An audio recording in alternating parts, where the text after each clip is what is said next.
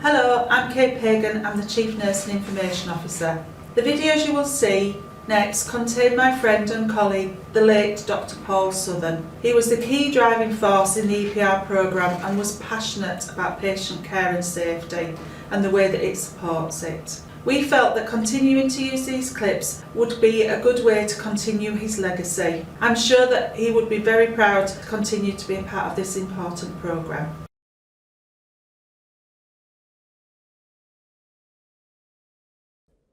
Hello, my name is Paul Southern and I'm the Associate Medical Director for Informatics. We're going to talk today a little bit about medicines reconciliation and why this is important. When we discharge a patient, our discharge summaries tell the GP what medications have been started this admission, stopped this admission, and continued from before the admission. But the process that allows these drugs to be slotted into these different types starts right back when you actually admit the patient. And it's therefore really important that we get this correct, otherwise it can cause significant confusion for the GPs. So let's turn to EPR. This is a test patient and we're going to clerk this patient using clinician workflow. I've already jumped down to the medications and medical devices page, and you click here, medications and medical devices, and select document medication by history.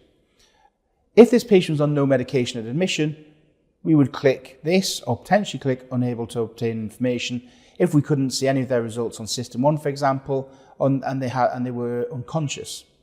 But generally we can, so we click add. So we start typing the drug. So I want to start this this patient is already on spironolactone 50 milligrams. As you can see, you can partially type the word and partially type the dose and it selects it. So there you go, straight away, spironolactone 50 milligrams once a day in the morning. I'm going to give this patient furosemide and give them 40 milligrams twice a day.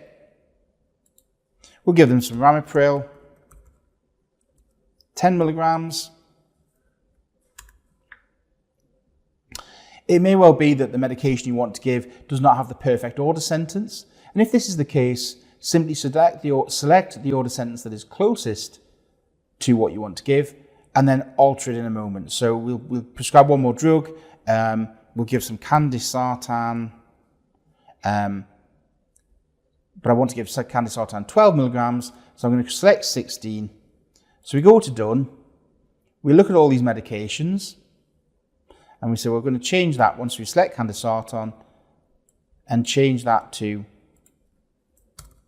12 milligrams. And then we document history.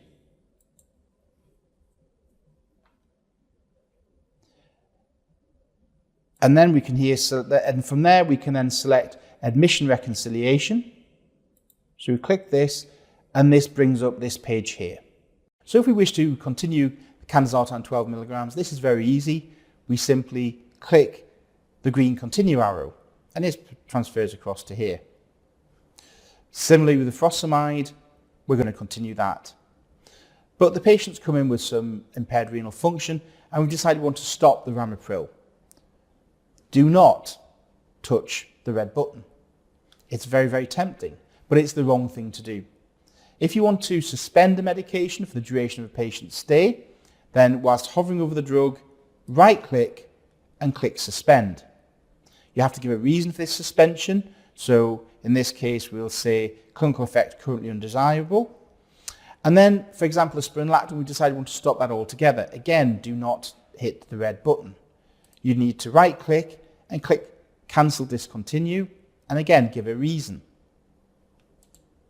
You can also put a free text reason, so we're going to put AKI there. So with this, we've now prescribed, continued the candesartan and the furosemide, we've suspended the ramipril, and we've discontinued the spironolactone. If I click sign,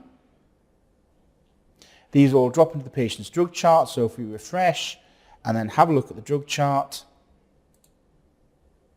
we will see here's the furosemide and candesartan prescribed. If you wish just to admit one dose of a drug, for example, a dose of a non-steroidal before a CT scan, then rather than suspending the medication, simply go to drug chart, select the medication you don't want the patient to have. So in this case, the candesartan 12 milligrams. Click it, click not given and give a reason, and click the green tick.